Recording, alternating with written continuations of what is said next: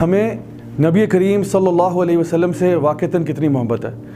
میں بات جانتا ہوں کہ جو شخص بھی مسلمان ہے الحمدللہ ثم الحمدللہ ہمیں نبی کریم صلی اللہ علیہ وسلم کے ساتھ ایک نسبت اور ایک ناطہ اور ایک رشتہ تو ضرور ہے۔ آئیے میں آپ کو آج ایک ایسا واقعہ بتانا چاہتا ہوں کہ جب آپ صلی اللہ علیہ وسلم اس دنیا سے جا رہے تھے تو وہ کس قسم کے حالات اور واقعات تھے۔ My dear brothers and sisters, آپ صلی اللہ علیہ وسلم اپنے آخری وقتوں میں بہت شدید بیمار ہو گئے اور ان کی بیماری کا عالم یہاں تک پہنچ گیا کہ آپ نے ابو بکر صدیق کو پھر یہ حکم دیا کہ اب سے نماز آپ پڑھا کریں۔ آپ اتنے تھک چکے تھے، آپ اتنے بیمار ہو چکے تھے کہ ان کو اپنے کندھوں کا سہارا دے کر علی بن ابی طالب رضی اللہ عنہ اور عبداللہ بن عباس رضی اللہ عنہ نے اپنے کندھوں کے سہارے پکڑ کر سیدہ عائشہ کے گھر چھوڑ کر آئے، جہاں پر انہوں نے پھر اپنے آخری وقت گزارے۔ اور آپ علی بن ابی طالب یہ بات بیان کرتے ہیں کہ اس ٹائم پہ آپ صلی اللہ علیہ وسلم کو ہم ایسے لے کے گئے کہ ان کے پاؤں جو ہیں وہ زمین کے ساتھ گھسیٹتے ہوئے جا رہے تھے، ان کے پاس چلنے کی بھی طاقت نہیں تھی۔ کچھ عرصہ وہ وہاں رہے بیماری کے عالم میں۔ اس دوران کچھ چیزیں ہوتی رہیں، ان میں سے ایک چیز یہ تھی کہ آپ صلی اللہ علیہ وسلم کے پاس جب آپ اپنے آخری کچھ وقتوں میں تھے تو آپ نے یہ بات لوگوں سے کہی کہ اب جب ان میں تھوڑی سی کچھ ان کے اندر طاقت آئی، تھوڑی سی ہمت پیدا ہوئی، کوئی تقریباً 5 یا 6 دن کے بعد، تو آپ نے کہا کہ میں لوگوں سے کچھ بات کہنا چاہتا ہوں۔ اور آپ دیکھیں کہ وہ جو ان کا آخری خطبہ تھا، اب یہ وہ خطبہ ہے جو اس میں آخری دفعہ ممبر پہ بیٹھے آپ صلی اللہ علیہ وسلم، اور اس پہ آپ نے کیا فرمایا؟ آپ نے فرمایا کہ اللہ کی لعنت ہو یہود و نصارہ پہ کہ انہوں نے اپنے انبیاء کو اور انبیاء کی جو جگہ ہے فوت ہونے کی، ان کی قبروں کو ایک عبادت کی جگہ بنا دیا۔ آپ صلی اللہ علیہ وسلم یہ نہیں چاہتے تھے کہ ان کی عبادت کی جائے۔ انہوں نے یہ بھی کہا کہ میرے بارے میں وہ مت کہنا یا میرے ساتھ وہ سلوک نہ کرنا جو نصارہ نے عیسیٰ بن مریم کے ساتھ کیا تھا۔ انہوں نے کہا میں کون ہوں؟ عبدہ و رسول ہوں، میں اللہ کا بندہ ہوں اور اس کا رسول ہوں، بس مجھے اتنا ہی جاننا۔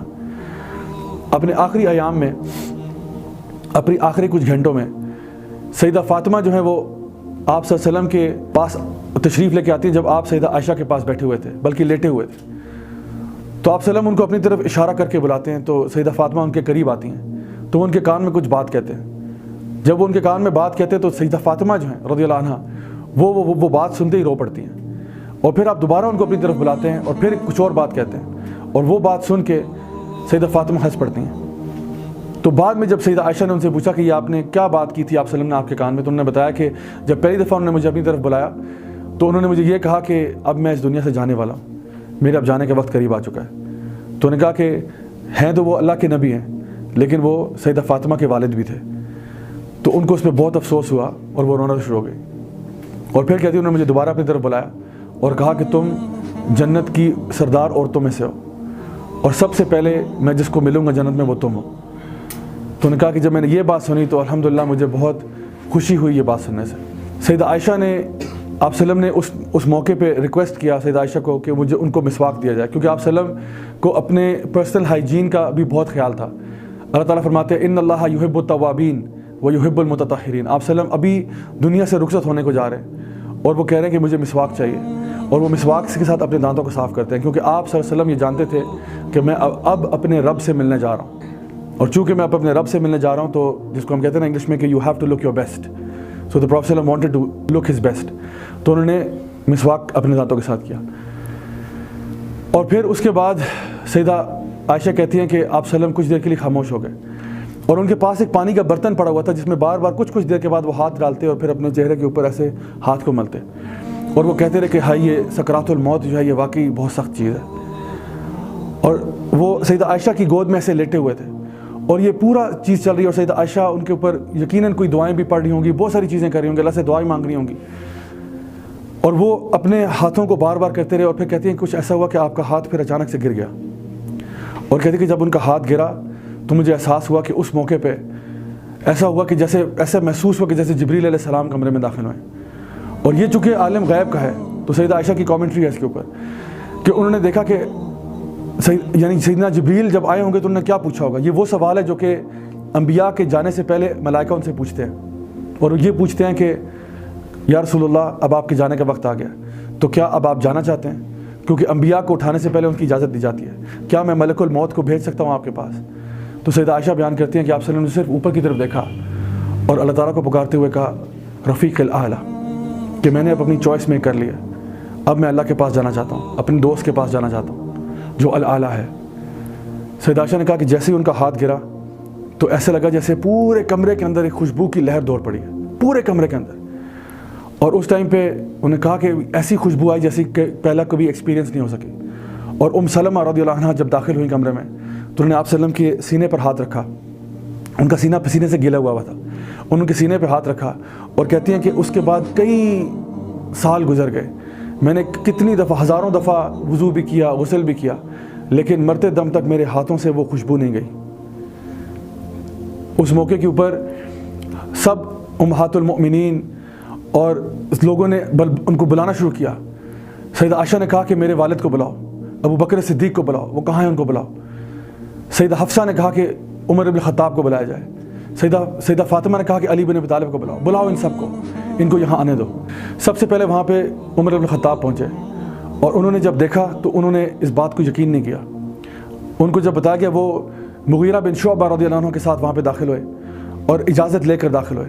اور جب داخل ہوئے تو انہوں نے دیکھا تو انہوں نے کہا نہیں، آپ سلم فوت نہیں ہوئے، یا آپ سلم بے ہوش ہیں. اور انہوں نے کہا کہ کیا ان کا بے ہوشی کا عالم ہے، دیکھو میرا پیارا نبی کیسے بے ہوش ہو گیا.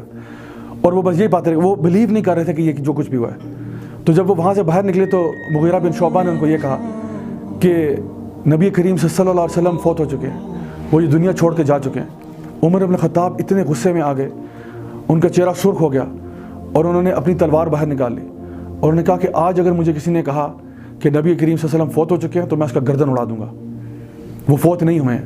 جس طرح موسیٰ علیہ السلام چلے گئے تھے اپنی قوم کو چھوڑ کے 40 دن کے لیے، تو میرے نبی بھی جو ہیں وہ کچھ دیر کے لیے بے ہوش ہوئے ہیں، وہ ہمیں چھوڑ کر نہیں گئے. عمر بن خطاب کی محبت آپ وسلم کے لیے اتنی زیادہ تھی کہ وہ آپ اس بات کو بلیو ہی نہیں کر پائے. اور پھر کچھ دیر کے بعد جب ابو بکر صدیق داخل ہوتے ہیں تو انہوں نے دیکھا اور انہوں نے آپ وسلم کو پہلے کہا خلیلی، یہ میرا خلیل ہے، اور پھر انہوں نے کہا رسولی، یہ میرا رسول ہے، کیونکہ آپ ان کے دوست بھی تھے. سب سے پہلے تو ان کے دوست تھے اور پھر نبوت کے بعد وہ آپ کے رسول بھی تھے. اور آپ وسلم ان کے سرانے بیٹھ کر رونا شروع ہو گئے. اور پھر جب انہوں نے اپنی ہمت سنبھالی تو وہ وہاں سے اٹھ کر باہر گئے. اور باہر جاتے ہیں تو انہوں نے دیکھا کہ ایک افراتفری پورا مدینہ میں لوگ رو رہے ہیں. اور ادھر عمر بن خطاب جو ہے وہ ایک جلال کی کیفیت میں، وہ کہہ رہے ہیں کوئی ایسا نہ کہے میرے سامنے کہ آپ وسلم فوت ہو چکے ہیں، کوئی ایسی بات نہ کہے، جو کہے گا میں اس کی گردن کاٹ دوں گا. ابو بکر صدیق نے عمر بن خطاب کے کندھے پر ہاتھ رکھا اور کہا بیٹھ جاؤ عمر، بیٹھ جاؤ. اور عمر بن خطاب ایک طرف سائڈ پہ ہو گئے. اور پھر ابو بکر صدیق نے وہ مشہور الفاظ بولے. انہوں نے کہا کہ اگر تم نبی کی عبادت کرتے تھے تو جان لو کہ نبی کریم صلی اللہ علیہ وسلم دنیا چھوڑ چکے ہیں، اور اگر تم اللہ کی عبادت کرتے تھے تو یاد کرو اللہ الحی ہے لا یموت، اللہ کو موت نہیں آتی. اللہ الحی بھی ہے، القیوم بھی ہے، ہمیشہ رہنے والا ہے. تو اس ٹائم پہ عمر بن خطاب کہتے ہیں کہ جب انہوں نے آیات تلاوت کی قرآن کی تو کہتے ہیں کہ مجھے لگا جیسے میرے ٹانگوں سے جان نکل گئی ہے. عثمان بن عفان کہتے ہیں مجھ سے چلا نہیں جا رہا تھا. اس دن جب میں نے یہ خبر سنی ہے مجھ سے پراپرلی چلا نہیں جا رہا تھا. علی بن ابی طالب کے منہ سے الفاظ نہیں نکل رہے تھے، وہ ان کو سمجھ نہیں آتی اب میں بولوں کیا اس کے بعد، اب کہنے کے لیے رہ کیا گیا. تو ان کا منہ بند ہو گیا، ان کی زبان بند ہو گئی. یہ وہ کیفیت تھی صحابہ کے بیچ میں کہ ان کا محبت کتنی زیادہ تھی. اس کے بعد ظہر کی اذان کا وقت ہوا تو سیدنا بلال رضی اللہ عنہ کو کہا گیا کہ آپ جا کے اذان دیں. آپ گئے اذان دینے کے لیے. اللہ اکبر اللہ اکبر اللہ اکبر اللہ اکبر، اشہد ان لا الہ الا اللہ اشہد ان لا الہ الا اللہ اشہد ان محمد. آگے محمد نہیں بول سکے. ایک دفعہ ٹرائی کیا، 2 دفعہ ٹرائی کیا، آنسو جاری ہو چکے، رو رو کے اپنی حالت بری کر لی. اتنی دیر میں ابو بکر صدیق آئے اور انہوں نے باقی کی اذان مکمل کی. مائی ڈیئر برادرز اینڈ سسٹرز، یہ وہ دن ہے کہ جس کے بعد سیدنا بلال اذان نہیں دے پائے، وہ اس کے بعد اذان نہیں دے پائے. اور پھر کچھ دنوں کے بعد جب یہ پتہ چل گیا کہ اب جو ہے نا نئے خلیفہ ابو بکر صدیق ہیں رضی اللہ عنہ، تو وہ ان کے پاس گئے اور انہوں نے کہا کہ امیر المومنین مجھے اجازت دیں، میں مدینہ چھوڑنا چاہتا ہوں، میں مدینہ میں نہیں رہنا چاہتا. ابو بکر صدیق نے کہا کہ نہیں، آپ نبی کے مؤذن ہیں، آپ نہیں جا سکتے، آپ ہمیں چھوڑ کے نہیں جا سکتے. انہوں نے کہا میں یہاں اذان بھی نہیں دے سکتا. اور انہوں نے کہا کہ میں جانا چاہتا ہوں، مجھے بس جہاد فی سبیل اللہ پہ جانے دیں، میں کسی جنگ کے لیے لوگوں کے یعنی جو ہے نا ہمارے دین کے لیے خدمت کے لیے کچھ کرنا چاہتا ہوں، مجھے بس جانے دیں. ابو بکر صدیق نے کہا نہیں آپ نہیں جا سکتے. انہوں نے کہا وہ جو ہے نا امیر المومنین میری ایک بات کا جواب دے دیں، آپ نے مجھے رہا کیا تھا، آپ نے مجھے رہا کرا تھا جب میں غلام تھا. اگر آپ نے مجھے رہا اپنی ذات کے لیے کیا تھا تو مجھے بے شک یہاں پہ رکھ لیں، لیکن اگر آپ نے مجھے رہا اللہ کے لیے کیا تھا تو خدا کی قسم مجھے جانے دیں، میں اب مدینہ میں مزید نہیں رہ سکتا. یہ سیدنا بلال کی محبت تھی نبی کریم صلی اللہ علیہ وسلم کے لیے. ان کے لیے برداشت کرنا پاسبل نہیں تھا، کیونکہ یہ نبی کے وہ مؤذن تھے جو اذان دینے سے پہلے ہمیشہ آپ صلی اللہ علیہ وسلم کی حجرے کی طرف دیکھا کرتے تھے. اور اشہد ان محمد رسول اللہ کے اوپر یہ عام روایت تھی، یہ عام معمول تھا کہ آپ صلی اللہ علیہ وسلم اپنے کمرے سے باہر نکلا کرتے تھے تو وہ ان کو دیکھتے، اور یہ وہ صحابی تھے جو کم از کم دن میں 5 مرتبہ نبی کریم صلی اللہ علیہ وسلم کو ضرور دیکھتے تھے.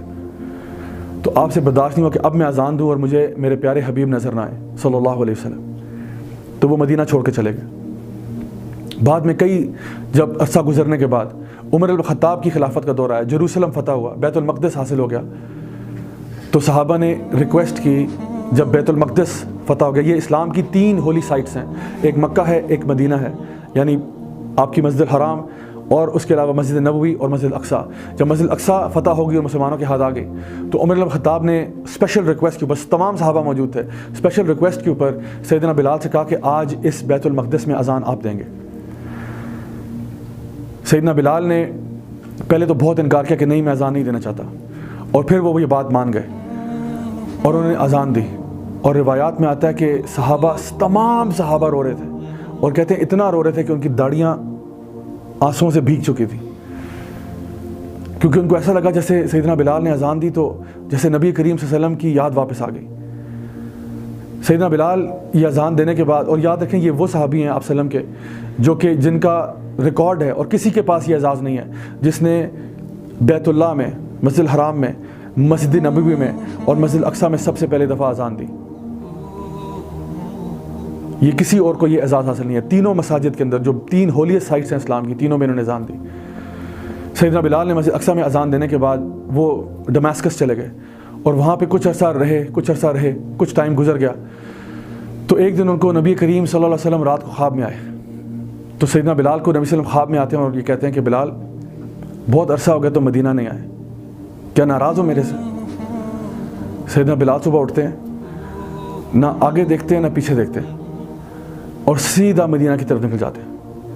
جب مدینہ پہنچتے ہیں تو بس روضہ رسول پہ پہنچ جاتے ہیں، وہاں بیٹھتے ہیں، روتے بھی ہیں، دعا بھی کرتے ہیں آپ صلی اللہ علیہ وسلم کے لیے، اور کہتے ہیں یا رسول اللہ میں کبھی بھی آپ کو نہیں بھولا، اور میں اب بھی جب آپ سے دور تھا تب بھی درود و سلام بھیجتا تھا. اس موقع کے اوپر سیدنا حسن اور حسین رضی اللہ عنہما وہاں داخل ہوتے ہیں، کیونکہ سیدنا بلال کسی کو بتا کر نہیں آئے تھے کہ میں آ رہا ہوں، مدینہ آ رہا ہوں، سب تیار ہو جاؤ، کسی کو بتا کر نہیں آئے تھے. وہ خود ہی اکیلے سے نکل آئے، صبح اٹھے اور نکل پڑے، اکیلے پہنچ گئے، روضہ رسول پہ بیٹھے ہوئے ہیں، اور وہاں بیٹھے ہوئے ہیں اور رو رہے ہیں اور آپ صلی اللہ علیہ وسلم کو یاد کر رہے ہیں. تو یہ نواسہ رسول آئے اور انہوں نے آپ کو سیدنا بلال کو ریکویسٹ کیا کہ ہم آپ سے ریکویسٹ کرتے ہیں کہ آج اذان آپ دیں گے. سیدنا بلال نے پہلے تو تھوڑا سا انکار کیا، لیکن جب دیکھا کہ یہ نواسہ رسول ہیں اور اتنا زیادہ انسسٹ کر رہے ہیں تو انہوں نے کہا ٹھیک ہے. اور آپ یقین کریں جب انہوں نے اذان دی تو روایات میں آتا ہے کہ پورا مدینہ اس دن رو رہا تھا. لوگ اپنے گھروں سے باہر نکل آئے. کس لیے؟ کہ ان کو لگا کہ شاید ایک لمحے کے لیے نبی کریم صلی اللہ علیہ وسلم واپس آ گئے. My dear brothers and sisters, میں نے آپ سے شروع میں سوال پوچھا تھا کہ ہمیں نبی سے محبت کتنی ہے. اگر ہمیں واقعی نبی سے محبت ہے تو اللہ سبحانہ تعالیٰ قرآن میں فرماتے ہیں قل ان کنتم تحبون اللہ فاتبعونی، کہ کہہ دو کہ اگر یہ اللہ سے محبت کرتے ہیں تو ان کو نبی کی اطاعت کرنی ہوگی. یحببکم اللہ ویغفر لکم ذنوبکم، اللہ تم سے محبت کرے گا اور تمہارے گناہوں کو معاف کر دے گا. My dear brothers and sisters, ہم سب یہ مانتے ہیں کہ ہم نبی سے محبت کرتے ہیں، لیکن کیا ہم نبی کے طریقے پر عمل کرتے ہیں؟ کیا ہم ان کے وے آف لائف کو اڈاپٹ کرتے ہیں؟ کیا ہم ان کی طرح بننا چاہتے ہیں؟ کیا ہم یہ بات دل سے مانتے ہیں کہ رضیت باللہ ربا وبالاسلام دینا وبمحمد صلی اللہ علیہ وسلم نبیہ، اللہ میں راضی ہوں اللہ میرا رب ہے، میں راضی ہوں کہ اسلام میرا دین ہے، اور میں راضی ہوں کہ نبی کریم صلی اللہ علیہ وسلم میرے نبی ہیں اور میرے رول ماڈل ہیں. اگر یہ بات آپ مانتے ہیں الحمدللہ، اور اگر نہیں تو ابھی بھی ہمارے پاس وقت ہے. آئیے آج یہ پرومس کریں انشاءاللہ کہ ہم نبی کریم صلی اللہ علیہ وسلم کی طرح بننا چاہتے ہیں، ہم ان کے وے آف لائف کی طرح ہم بھی اپنی لائف گزارنا چاہتے ہیں، ہم بھی ان سے اس لیول کی محبت کرنا چاہتے ہیں جیسے ان کے کمپینینز کیا کرتے تھے. کیونکہ آپ صلی اللہ علیہ وسلم نے یقین کریں واللہ انہوں نے بشارت دی تھی کہ ایک وقت آئے گا آخری زمانے میں کہ جب میرے بھائی آئیں گے اور وہ مجھ سے محبت کرتے ہوں گے حالانکہ انہوں نے مجھے کبھی دیکھا نہیں، وہ میری بات پر عمل کرتے ہوں گے حالانکہ انہوں نے میری بات میرے منہ سے تو نہیں سنی، ان کے پاس تو روایات ہی پہنچی. تو آج فیصلہ کریں انشاءاللہ اللہ تعالیٰ مجھے بھی اور آپ سب کو بھی انشاءاللہ توفیق دے کہ ہم لوگ نبی کریم صلی اللہ علیہ وسلم کے طریقے کے اوپر صحیح طریقے سے چل سکیں انشاءاللہ.